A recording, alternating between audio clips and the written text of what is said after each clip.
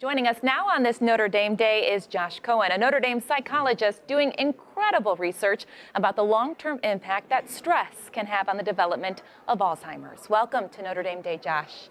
Thanks for having me, Leanne. Yeah, thanks for being here. So what got you interested in this research? Well, a lot of my research interests focus just on normal memory function, so how we remember things from our past, but also the brain processes that allow us to encode something that we can remember, or kind of how the brain works to be able to retrieve something from our past. Memory is one of the things that's most affected by Alzheimer's disease.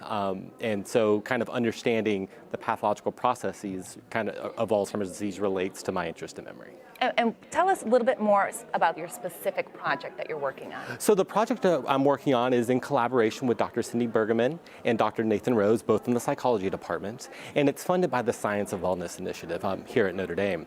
The focus of this project is really on the identification of risk for Alzheimer's disease. In particular, we're interested in the social and personality processes that happen in middle life, in middle adulthood, and how those relate to the neuropathology associated with Alzheimer's disease.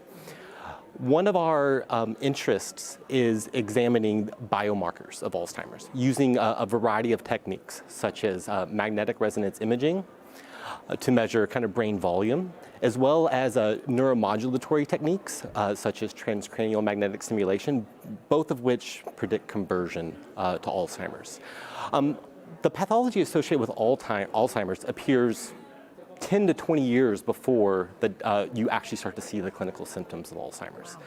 So the focus is to identify factors that occur in middle adulthood and how those predict in older individuals the current kind of state of their brain or these biomarker outcomes, to see if we can identify factors that are associated with risk for Alzheimer's.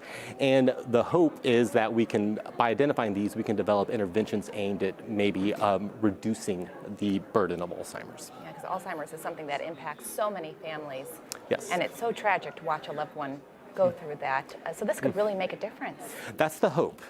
We are hoping that we can use some of these novel techniques to aid in the early identification of Alzheimer's, using a very kind of unique sample of individuals from the Notre Dame Study of Health and Wellbeing that's led by Dr. Cindy Bergman. Now your project just received one of the university's new science and wellness grants. Congratulations. Thank you. It's a big deal. So how far into the research are you, and how will this grant facilitate that? So currently we are still in the planning and development stages. We are making sure that all of our protocols are in place and that they're ready to go for when we start the actual data collection. This funding is really just giving us a unique opportunity to investigate this question, something that is really difficult to do and requires collection of longitudinal data. Thankfully here we do have a sample of individuals who have been studied for years, and the idea is that we're going to be looking at these individuals who are well characterized.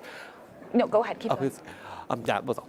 Oh, okay. And so are there any other kinds of research that you're involved in? Yeah, so I obviously have my normal kind of research line, which is investigating the neural processes of memory in normal, what you would consider normal or healthy individuals, both in just young adults, as well as how memory changes across the lifespan, including the brain processes. Josh, thank you so much for joining us. Awesome, thank you for having me.